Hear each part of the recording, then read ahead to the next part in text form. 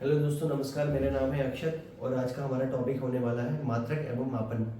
किसी भी भौतिक राशियों को नापने के लिए मात्रक एवं मापन की जरूरत होती है। जैसे अगर हमें सब्जी को नापना है तो उसे किलोग्राम या ग्राम में नापते हैं, ना कि लीटर में। वहीं केले को अगर हमें नापना है तो उसे दर्जन में नापते हैं। दूध को हमें लीटर में नापना होता है। इसी तरह की अलग अलग भौतिक राशियों को अलग अलग मात्रकों में मापा जाता है।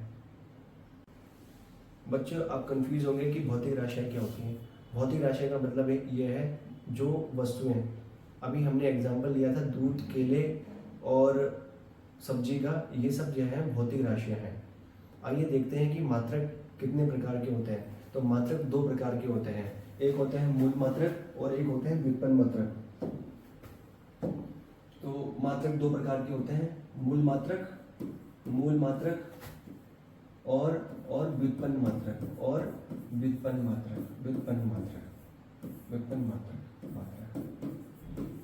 क्योंकि मूल मात्रकों से ही व्युत्पन्न मात्रकों की उत्पत्ति हुई है। तो हमें सबसे पहले मूल मात्रक पढ़ना पड़ेगा। तो आइए देखते हैं कि मूल मात्रक क्या क्या है। उसके लिए हम एक सारणी बनाएंगे और उसको देखेंगे। ये बच्चों विस्तार से देखते हैं कि मूल मात्रक क्या होते हैं। मूल मात्रक ये फंडामेंटल मात्रक होते हैं, इन्हीं के आधार पर जो है अन्य मात्रकों की उत्पत्ति हुई है। तो मूल मात्रकों को हम एक चार्ट के द्वारा समझेंगे। जैसे मूल मात्रक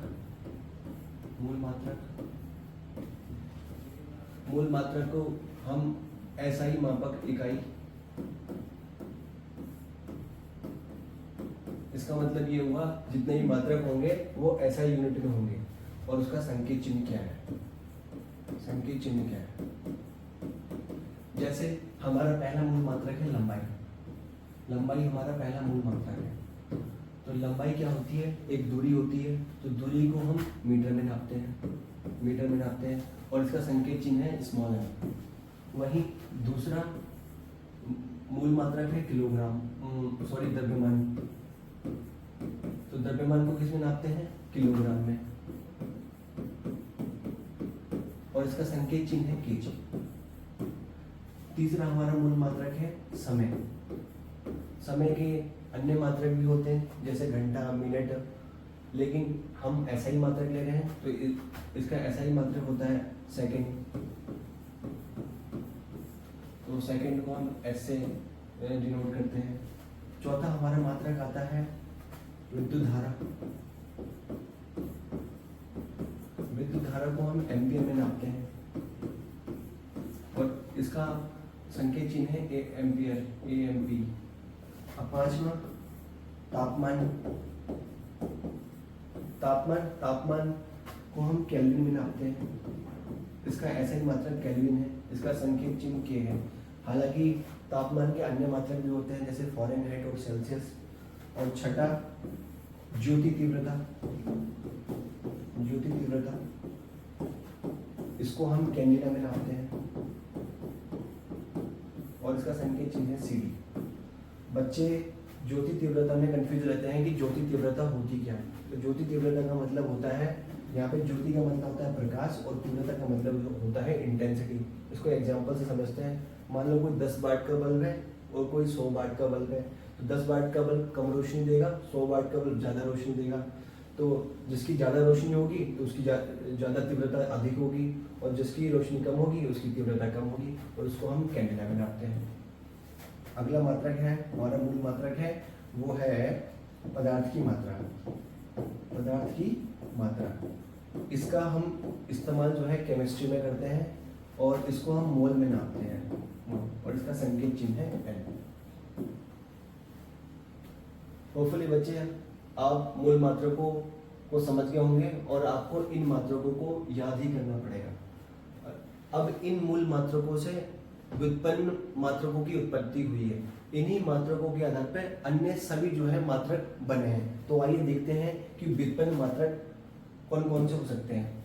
उनके मैं कुछ एग्जांपल लूंगा। जैसे व्युत्पन्न मात्रक, जैसे कि इसके नाम से पता चल रहा है कि व्युत्पन्न है, ये किसी से उत्पन्न हुआ है। तो ये किससे उत्पन्न हुआ है? ये मूल मात्रकों से ही उत्पन्न हुआ है। जैसे मैं एग्जांपल से समझाता हूँ। जैसे हम वेग लेते हैं, एक एग्जांपल लिया हमने वेग को क्या लिखते हैं? विस्थापन बटे समय। आपको पता है कि विस्थापन क्या होती है? विस्थापन होती है मिनिमम दूरी, और मिनिमम दूरी को मापेंगे हम मीटर से। और समय क्या होता है? समय को हम सेकंड में नापते हैं, तो एस। तो ये हुआ मीटर पर सेकंड, और इसको हम ऐसे लिख सकते हैं, इस तरीके से भी हम इसको लिख सकते हैं। अब हम दूसरा एग्जांपल लेते हैं। मान लो हमने लिया त्वरण। त्वरण क्या होता है? वेग में परिवर्तन की दर बटे समय। तो आपको पता है कि वेग का क्या मात्रक होता है? वेग का मात्रक होता है मीटर पर सेकंड, और समय का मात्रक होता है एस, सेकंड। तो ये क्या होगा? मीटर पर सेकंड स्क्वायर, पर सेकंड स्क्वायर, या आप इसे लिख सकते हैं मीटर, इस तरीके से। हम तीसरा एग्जांपल लेते हैं। मान लो हम बल का एग्जांपल लेते हैं। बल बराबर होता है द्रव्यमान इंटू त्वरण, द्रव्यमान इंटू त्वरण। तो द्रव्यमान को हमने केजी में नापते हैं, और हमने त्वरण का हमने मात्रा कभी निकाला ही था, ms-2। तो ये हो गया हमारा केजी माइनस, ये सब व्युत्पन्न मात्रक है, ये सब व्युत्पन्न मात्रक है। इसी प्रकार हम कार्य का मात्रक निकालते हैं। तो कार्य बराबर क्या होता है? बल गुणे विस्थापन, बल गुणे विस्थापन। तो बल का भी हमने मात्रक निकाला था। बल का मात्रक हमने क्या निकाला था? बल का मात्रक निकाला था केजी मीटर पर सेकंड स्क्वायर। तो निकाला था हमने केजी मीटर पर सेकंड स्क्वायर। और विस्थापन क्या होता है? विस्थापन होता है हमारा मीटर। विस्थापन एक दूरी होती है, इसको हम मीटर में नापते हैं।